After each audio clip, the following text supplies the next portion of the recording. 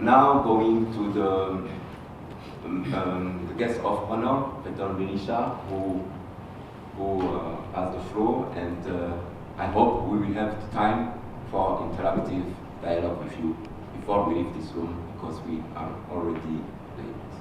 Peter? Thank you, Mr. Gizmana. It's my pleasure to be here. As you say, I am Beton Berisha.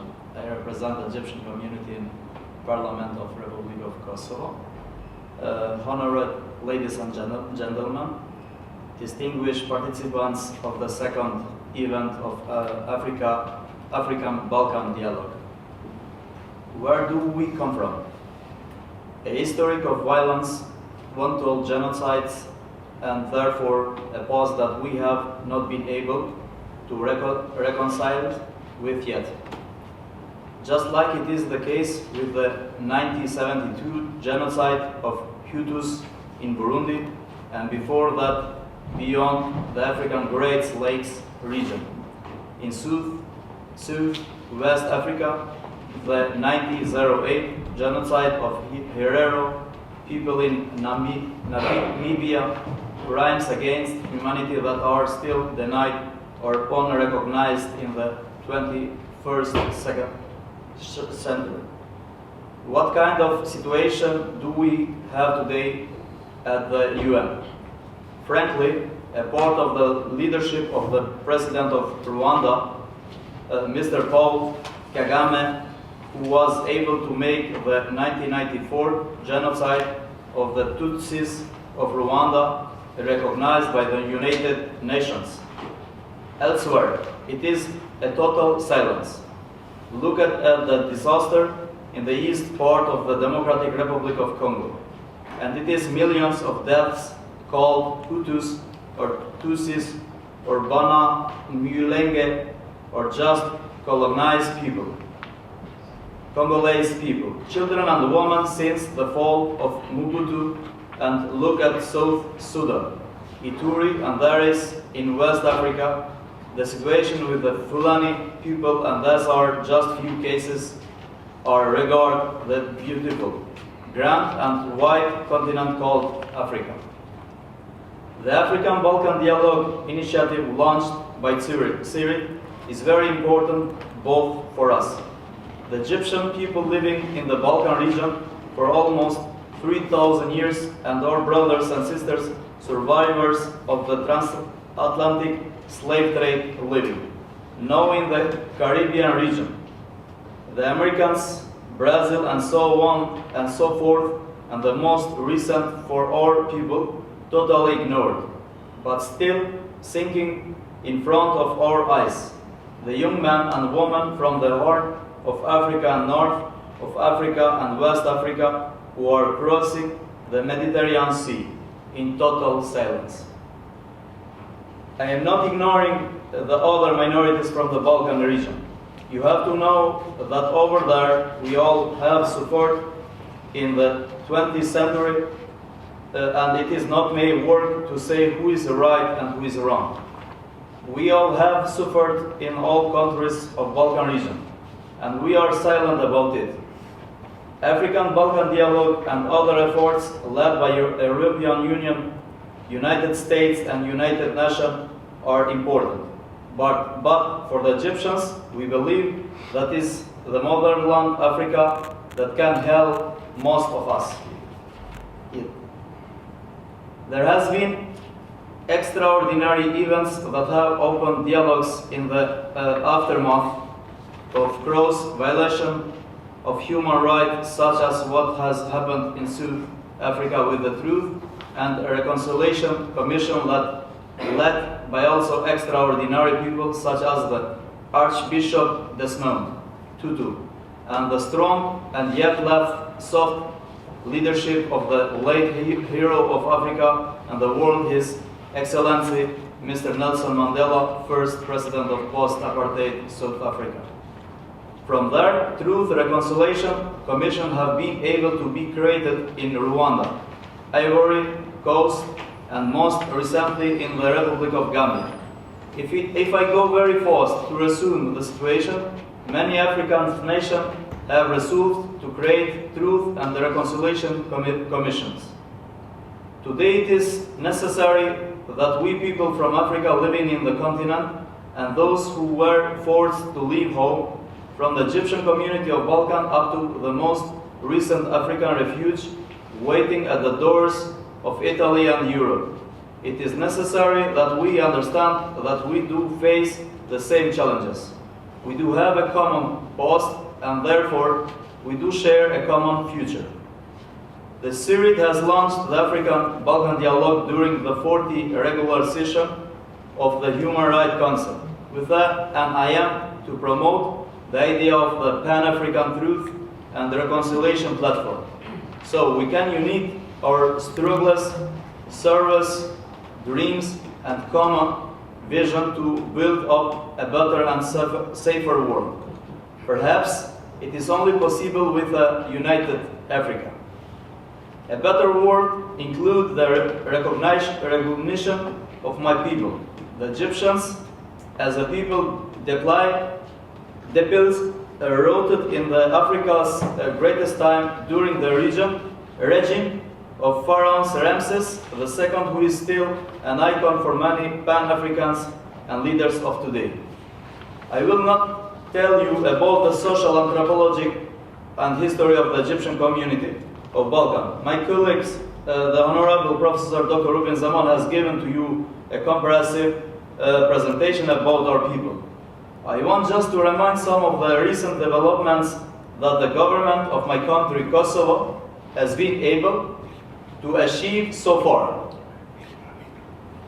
It is the first and only country in the world that recognized the Egyptian community of Balkans as an ethnic minority in Kosovo. And therefore, do we have provisions to promote, protect, and defend the minority since the 15th of June 2008.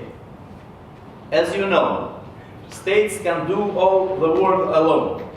When Mr. Hakizmana Joel led the delegation to Kosovo by the end of May 2019, they meet with the head of government, the Prime Minister, His Excellency Mr. Ramush Haradinaj, the Deputy Prime Minister and Minister of Foreign Affairs, Her Excellency Mr. Bejet Patsuli, and had excellent moments with this case leader with the facilitation of my community.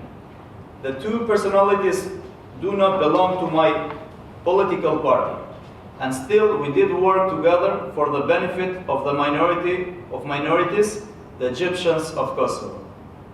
With these two groups, government leaders and the only parliamentarian of Egyptians descent that I do represent here, we are able to agree about Kosovo deserve a Secretary of State of Pan-African Affairs.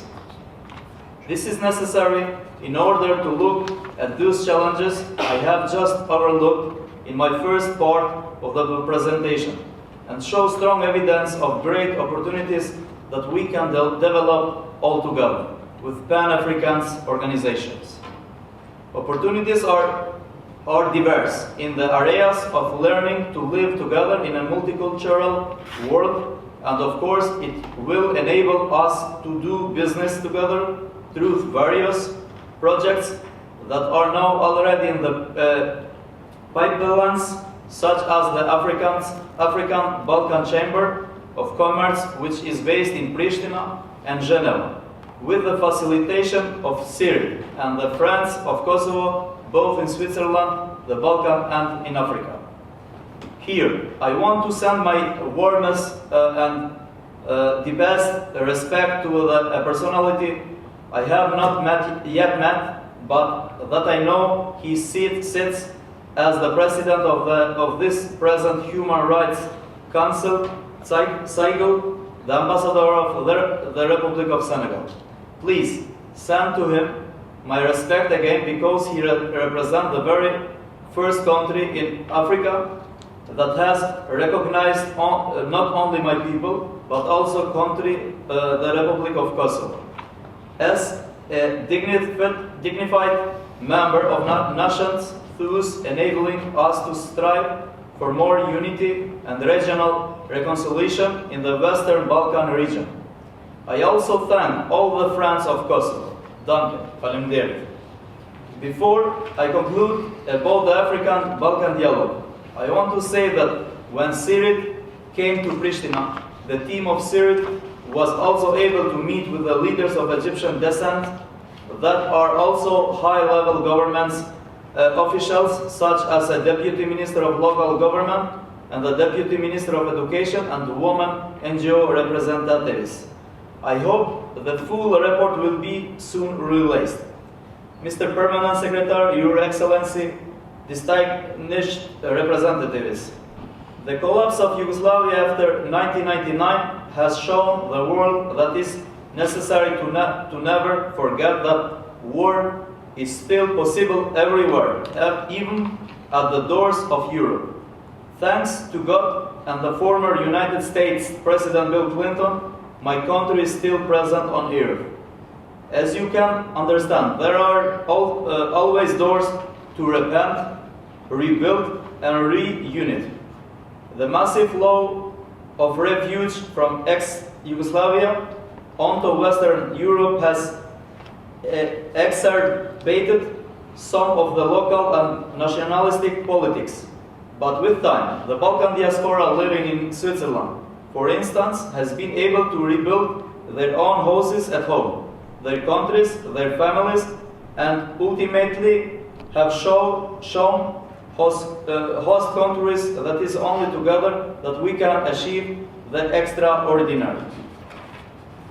I am calling to the African diaspora of Western Europe to find ways of collaborating together through this African Balkans dialogues.